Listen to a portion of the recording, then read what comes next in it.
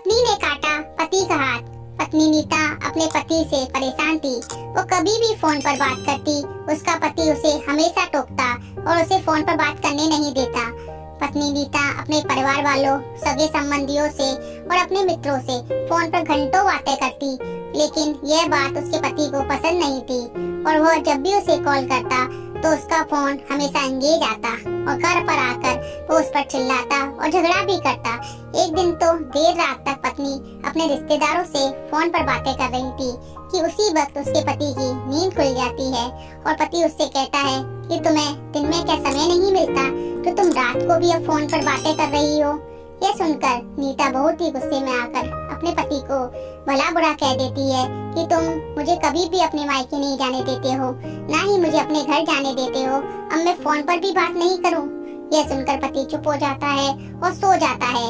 अगले दिन पति काम पर चला जाता है और नीता फिर से वही रूटीन वर्क करती है। अपने घर वालों से और अपने मित्रों से बातें करती रहती है और अपने पति को टिफिन भेजना भूल जाती है और पति बिना खाए ही ऑफिस में बैठा रहता है। घर पर आकर नीता पर बहुत गर्म होता है कि आज तो तुमने मुझे खाना भी नहीं भेजा। नीता बोली कि मैं भूल गई थी, मैं फोन में व्यस्त थी, इस वजह से तुम्हें टिफिन देना भूल गई। अब पति का पारा 7वें आसमान पर चढ़ जाता है और वो उसका फोन फेंक देता है, लेकिन नीता फिर भी नहीं मानती।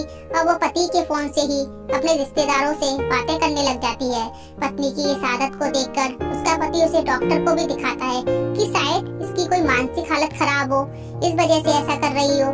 लेकिन डॉक्टर कहता है ऐसी कोई बात नहीं है, आप इन्हें थोड़ा टाइम दीजिए, इनके साथ समय बिताइए, तभी शायद वो अपने रिश्तेदारों से बात करना कम कर देगी। लेकिन उसके पति के पास इतना टाइम नहीं होता है।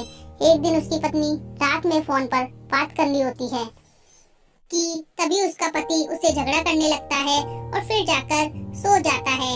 तभी नीता उठकर किचन में से चाकू लाती है और गुस्से में अपने पति पर हमला कर देती है। यह देखकर उसका पति घबरा जाता है और जोर जोर से चिल्लाने लगता है कि आसपास के सभी पड़ोसी वहां इकट्ठे हो जाते हैं और उसका कटा हुआ हाथ देखकर उसे फौरन अस्पताल में भर्ती करा देते हैं।